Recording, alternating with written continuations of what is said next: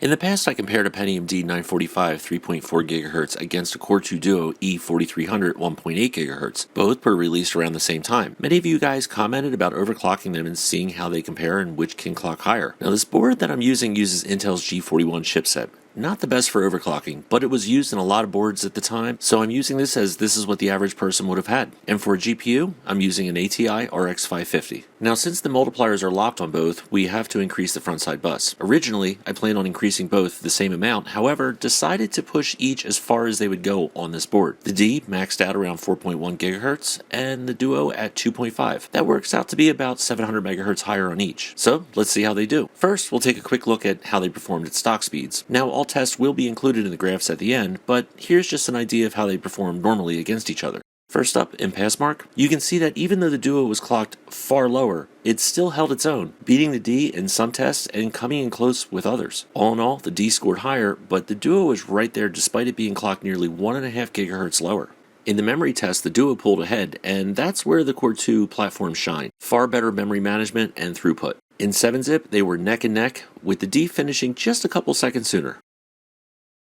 In the Cinebench R15 multi-threaded test, once again they were neck and neck, with the Duo finishing first, but only by just under 10 seconds.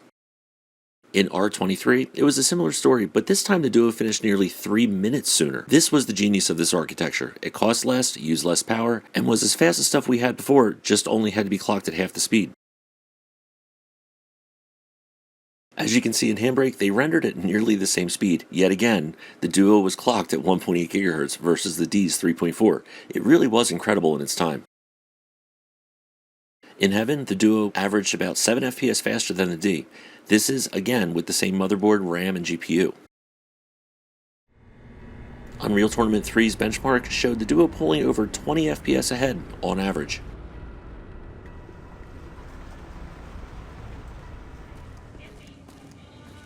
In Fallout New Vegas, I figured it was a simple enough game that there wouldn't be much of a difference, but once again the Duo pulled ahead, averaging about 4 FPS higher.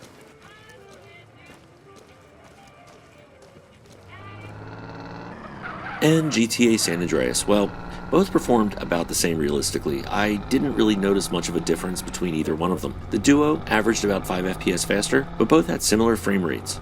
Things may change though once overclocked. Alright, let's get to the overclock results. Like I said before, the Duo was clocked up to 2.5 GHz and the D to 4.1. Some CPUs really come alive when overclocked, even just a little, so let's see. Okay, first, the lame CPU tests. And yeah, they're kind of close again, but the Duo pulled ahead by 33 points, same with the memory test, this time by 54 points. In 7-zip, before the D finished a few seconds sooner, this time the Duo finished nearly 1 minute sooner. Cinebench R15, before they were neck and neck, but this time the Duo once again pulled ahead, almost by a minute. Cinebench R23, before the Duo finished 2 minutes and 35 seconds sooner, this time 2 minutes and 29 seconds sooner. So about the same difference as before, just the D did it a little better here and caught up, well, slightly. Now, before in Handbrake, they were again neck and neck, but this time the Duo owned it, finishing 22 minutes sooner, averaging about 2.2 FPS faster. Now, I used an RX 550 for all of these tests. In Heaven, before the Duo benched about 7 FPS faster on average. This time, it pulled ahead again, but by 25 FPS. Now, you can see in the heads up, the Duo's temp is pretty good, averaging around 45 degrees Celsius. The D, I unfortunately don't have record of because, well, there's no thermal sensor, or one that's accessible. There are many of us who think that, this was done on purpose.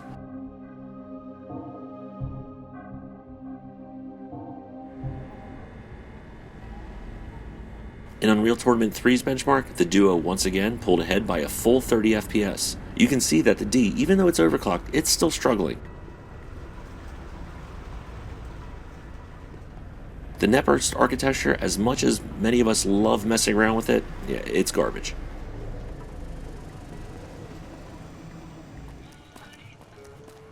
In Fallout New Vegas, both did well, but the Duo averaged about 5.5 FPS faster.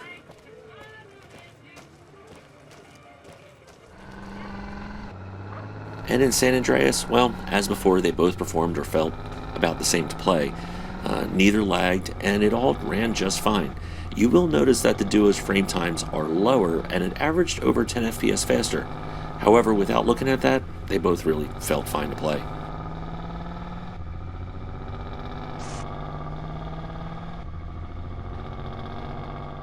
Now, like I said in the post on YouTube, this was a video I had planned on putting together a while ago, but must have, forgotten about it.